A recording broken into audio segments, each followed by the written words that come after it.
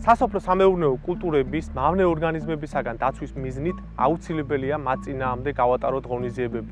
პირველ რიგში ჩვენ სპეციალისტების დახმარებით უნდა მოვახდინოთ მავნე ორგანიზმების იდენტიფიცირება და ამის შემდეგ სწორად დავგვეგმოთ მის საწინააღმდეგო ღონისძიებები. მსოფლიოში ერთ-ერთი ყველაზე გავრცელებული მეთოდი არის ბრძოლის ქიმიური მეთოდი, მაგრამ მნიშვნელოვანია ძირითადი მომენტების ცოდნა პესტიციდების გამოყენების დროს. პრეპარატი უნდა შევიძინოთ ფერმერთა მომსახურების ცენტრებში და ისეთ ობიექტებზე, სადაც დაცული არის პრეპარატების შენახვის და რეალიზაციის პირობები და ასევე ზედმიწევნით გავეცნოთ თითოეულ პრეპარატზე ქართულად დატანილ ინფორმაციას, რომელიც მნიშვნელოვანია.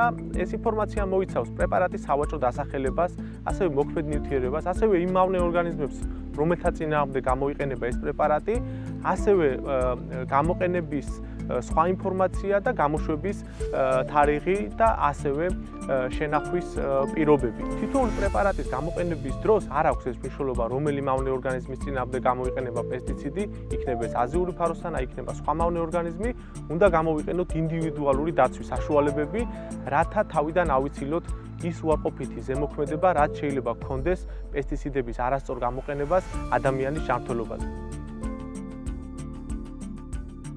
ინდივიდუალური დაცვის საშუალებებიდან გამოიყენება პირველ რიგში ეს არის რეზინის ხელთათმანი, რათა არ მოხდეს პესტიციდის შეღწევა ადამიანის ორგანიზმში და მაქსიმალურად უნდა ვეცადოთ, რომ ჩვენი სხეული დაფარული იყოს სხვადასხვა სამოსით, ეს არის ხელთათმანი, ასევე მნიშვნელოვანია გამოვიყენოთ დამცავი კომბინიზონი და თუ სახლის პირობებში ჩვენ არ გვექნება ესეთი კომბინიზონი, შეგვიძლია ნებისმიერი ტანსაცმელი, რომელიც ასე ვთქვათ, დაიცავს ადამიანის სხეულს და მაქსიმალურად დაფარავს, ოღონდ მხოლოდ ამ მიზნისთვის უნდა გქონდეს განკუთვნილი და მხოლოდ პესტიციდების შესხურების დროს გამოვიყენოთ.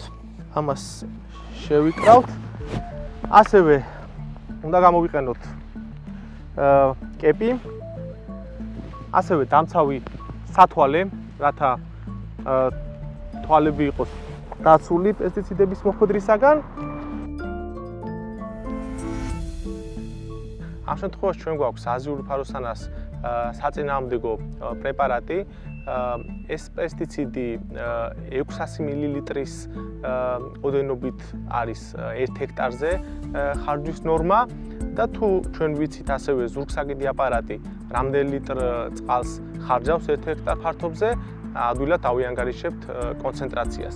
ეს შემთხვევაში ეს არის ყველაზე გავრცელებული მოცულობის ზურგსაგიდი აპარატი.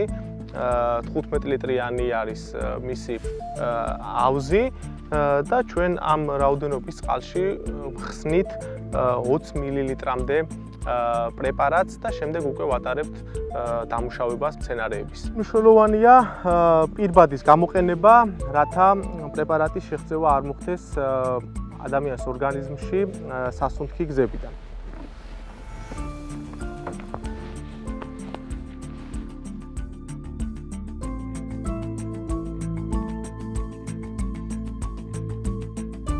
მნიშვნელოვანია ყოველი ჩვენგანის მონაწილეობა. ერთად ვებრძოლოთ აზიურ ფაროსანას. გადავარჩინოთ მოსავალი.